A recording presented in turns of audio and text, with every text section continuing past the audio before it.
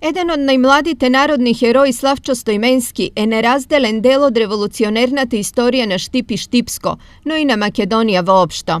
Веднаш по бугарската окупација во 1941 година, на само 20 години тој е меѓу првите организатори на револуционерната вооружена борба.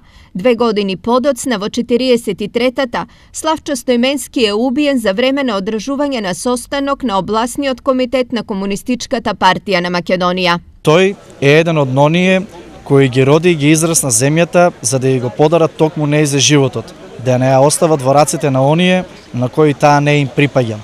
Тоа е потврда за тоа како се сака и се брани татковината. Неговите подвизи се достојни за восхит и почит од идните генерации.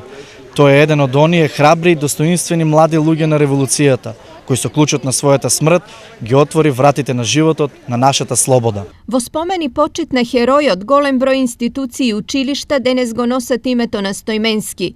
Меѓу нив неговото име го прославува и Штипската гимназија, каде и самиот бил ученик.